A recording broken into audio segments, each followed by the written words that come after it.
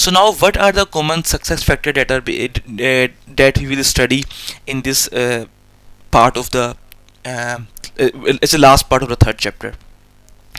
In order to have a successful review, the appropriate type of review and technique must be considered. This is very common. You have a specific work product. Now you have to think. Maybe it's a part of planning. Which review technique will be applied, or which type of review would it be a formal? Would it be like inspection? Would it be technical or walkthrough or informal? And which kind of technique you will use? Ad hoc base, prospective base, role base, for example, scenario and dry run checklist.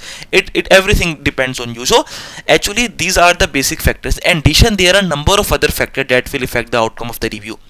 There are different factors. The first one is organizational success factor. That is very clear. For example, what, like, before reading it we can discuss.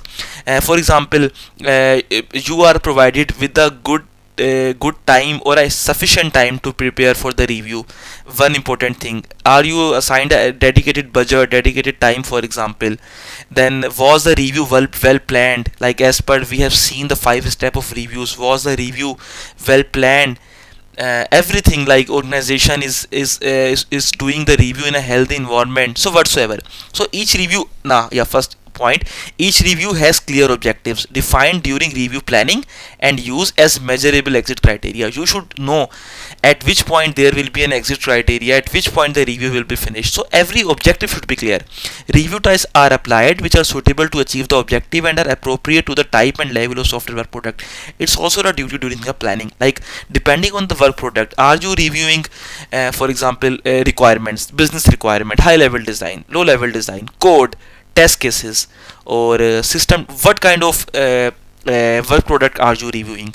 Based on that, you should choose your review type, you should use your review technique. So it all depend on you. Any review technique used, such as checklist based or role based, are suitable for effective defect identification of the work product to be reviewed. Any checklist used address the main risk and are up to date. Everything you should keep in mind. These are the factors for the organization. They have to plan very well. Large documents are written and reviewed in small chunks, for example, so that quality is exercised. Participants have adequate time to prepare. Very crucial point.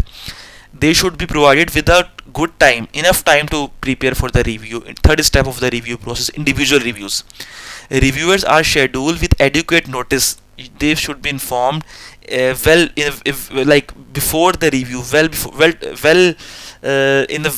in you can say like sufficient time for them to prepare for the review.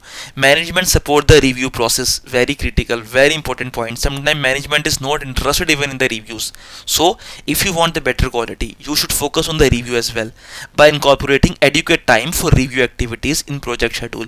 For example, you are pushing your team to on the development and testing only, but you are not reviewing it at the same time.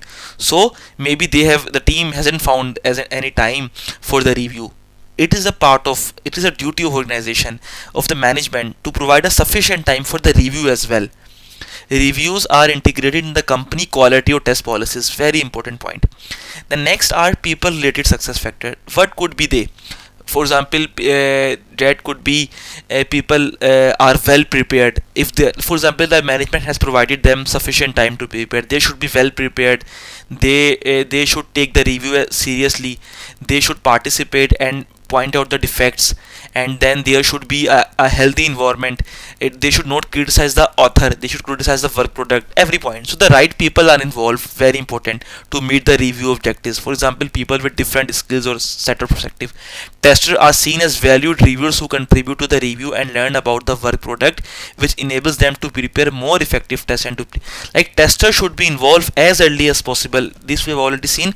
Start testing as early as possible. Testers should be involved in the review process as early as possible. For example, even for the review of the business requirement, so that from the very early the testers can think, how will my test cases look like, how will I plan my test cases, my test policy, how everything will look like. It's very important. Participant dedicate adequate time and attention to detail. Reviews are conducted on small chunks, so that reviewers do not lose the concentration during individual review or the review meeting. Defect found are acknowledged, appreciated, and handled objectively. Very important point. The meeting is well managed, so that the participant consider it a valuable use of their time. Like meeting is well managed, the reviewers should be respected, their points, the points which they have raised should be respected and taken into consideration. The review is conducted in an atmosphere of trust. The outcome will not be used for evaluation of the participant. Like you should not evaluate the participant. The evaluation should be of the work product. This we have seen already, psychology of tester and developer in chapter number 1. You should actually, if you are pointing out something, you should point out on the work product, not on the participant. Avoid body language and behavior that might indicate boredom, exasperation, or for example hostility, or other participants. Like if there is some kind of exasperation, or like they are feeling boring and their body language is like this, they are not taking any interest in the review, like it's not good. Adequate training is provided, especially for more formal review types such as inspection. A culture of learning and process improvement is promoted. So I hope you have understood this topic. So this was everything for chapter number 3. If you have any question, any doubt about chapter number 3, don't forget to put in the comment section. Don't forget to subscribe and like our video. If you want, you can also support us on Patreon as well. We will give the link in the description.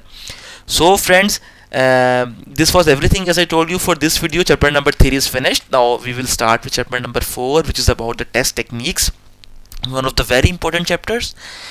Until the next video, we wish you very happy learning. We wish you very good luck with your ISTQB preparation and exam for sure. If you have any question, as I have told you, you can ask, or any feedback is always welcome. Until the next video, we wish you a very nice day. Take care and bye.